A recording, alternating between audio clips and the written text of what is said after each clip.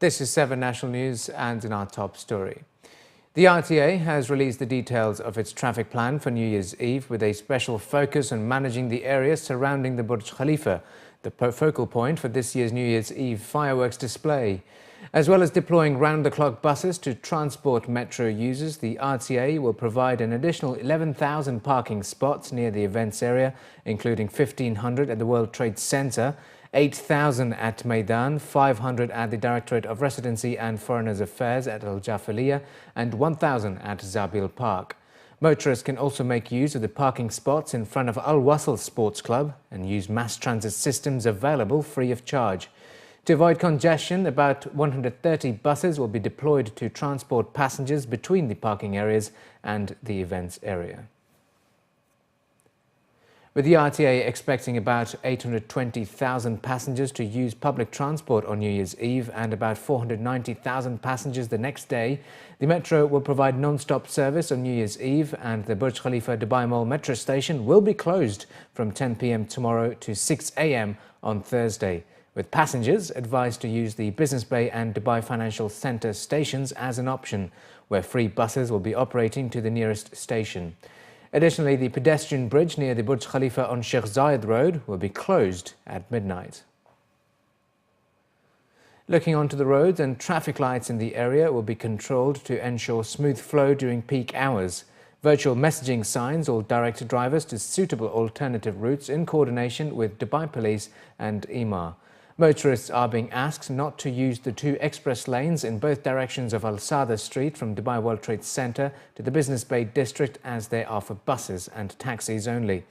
Outbound traffic, Al Asail Street will be closed from Udmitha Street to the Business Bay district to make way for buses and taxis on the day of the event, and one lane will be dedicated for buses and taxis in the opposite direction from Business Bay to Udmitha Street.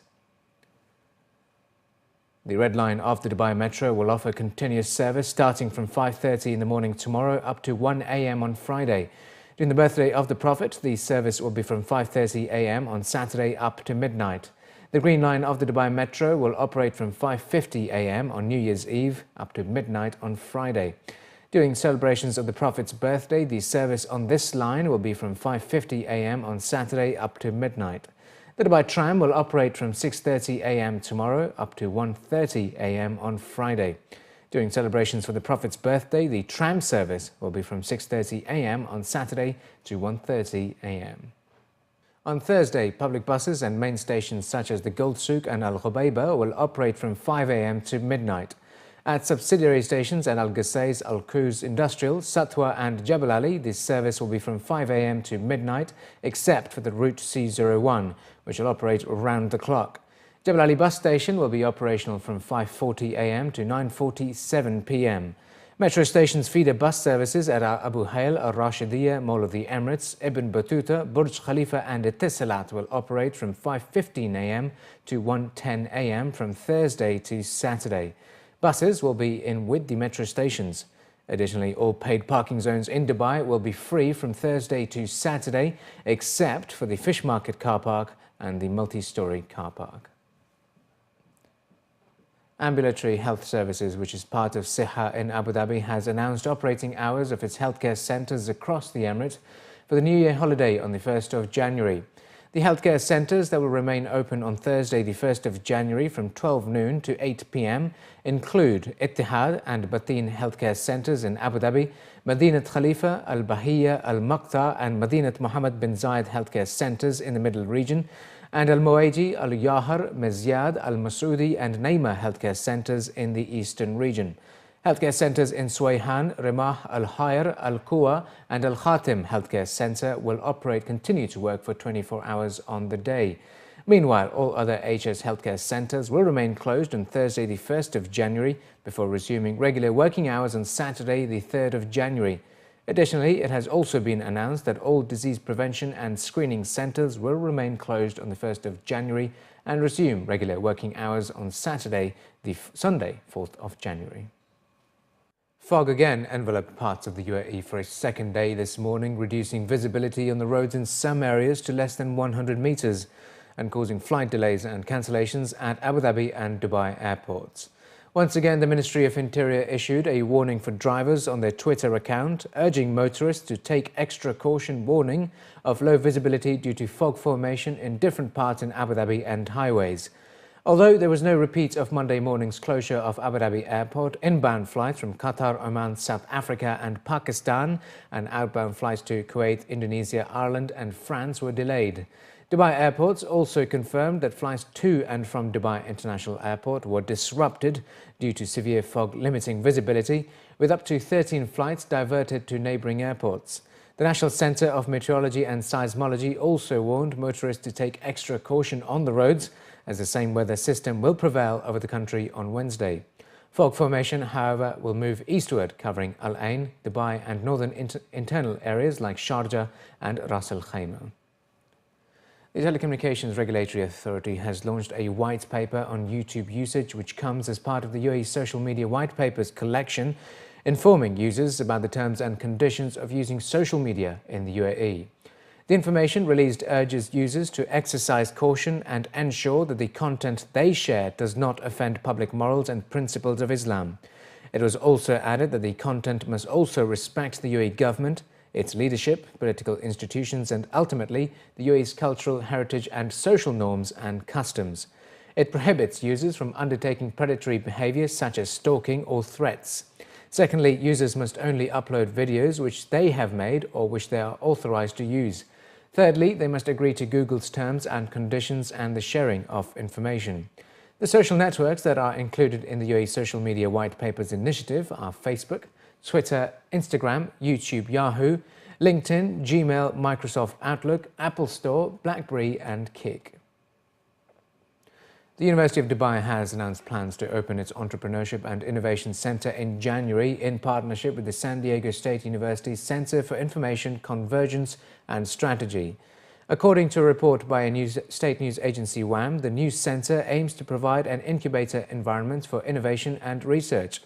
It will also give students and researchers opportunities to work on innovative projects with the support of experts based on ground realities and contribute to the UAE's sustainable economic development. University of Dubai's President Dr. Isa Bastaki said the research centre represents a quantum leap for the university in the academic sector in the UAE and is in line with directives to make universities into innovation centres that can contribute to the development of services that meet international best standards. Meanwhile, the centre's director Akshay Potathil said the solutions provided will exceed the commercial products launched in sectors such as healthcare and finance.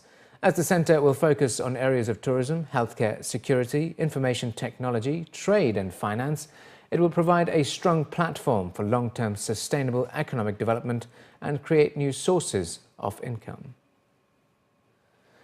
We may have all heard that a good deed always reaps a good reward. Well, that was the case with a taxi driver in Sharjah who returned 100,000 dirhams left behind by a passenger. Mubin Al-Haq Lal Halim, a Pakistani taxi driver and a father of 6 children, was honoured at the Pakistan Consulate General in Dubai for his honesty. Mubin had returned a bag containing 100,000 dirhams to the Sharjah police, which was left behind by a passenger. Impressed by his good deed, the honest taxi driver was invited by the Consul General of Pakistan to label him as a role model for the society with a certificate of appreciation. Abraham Lincoln was once quoted as saying, "I am bound to live up to what light I have." And it fits with Mubin's story. As he says, it was his upbringing that has made him stay away from any wrongdoing. According to the Consul General, the good deed deserved to be rewarded as it had laid an example for others to follow. I have always been scared of any wrongdoing and constantly reminded myself to stay away from evil. This is the way I have been brought up by my parents. They have always asked me to send them money that I have earned myself and not through any unlawful activity. Earning after working hard are always full of blessings. I wanted to recognize his excellent deed, his honesty, and I think these are the people of Pakistan who create such a lot of goodwill for the country, a lot of recognition of the fact that Pakistanis are honest people, and by and large the people in UAE recognize that fact. There are many instances where taxi drivers have returned money to their rightful owners by going to the police and handing them over. So, yeah, we are very proud of him, and we are very proud of all the people who are working very honestly in this country, and they must abide by the laws of this country and show the good upbringing that the Pakistani society has for its people by doing such deeds. And finally, in the bulletin, it was a star-studded evening and certainly a night to remember for a football fan, as some of the best names were in town to attend this year's Globe Soccer Awards. It was Viva la Madrid at this year's Globe Soccer Awards as Real Madrid bagged the top awards of the evening. The Portuguese forward and fan favourite Cristiano Ronaldo grabbed his third Globe Soccer Player of the Year award as he celebrated the end of a fantastic 2014 he's had on the pitch. Many fans will be looking forward to seeing him on the pitch in Dubai as they take on AC Milan in a friendly game later tonight. Carlo Ancelotti as Coach of the Year and Florentino Perez as President of the Year brought more silverware for the Spanish side, who certainly are widely supported all around the world. The evening, full of glamour, also celebrated achievements of some of the living legends of the game, as former Juventus and AC Milan striker Filippo Inzaghi was honoured for his 20-year career with the Player Career Award. The award should lift his morale prior to managing AC Milan during their friendly bout against Real Madrid. Aside from honouring the big names of the industry, Colombian midfielder James Rodriguez was recognised for his breakthrough World Cup in Brazil as he was presented the Revelation Player of the Year award. The awards have been held annually over the last 5 years to celebrate the players' achievements and performances. Whilst holding his Player of the Year award trophy, Cristiano Ronaldo stated that the trophies don't come without dedication and hard work, adding that it also makes them a role model for the young generation.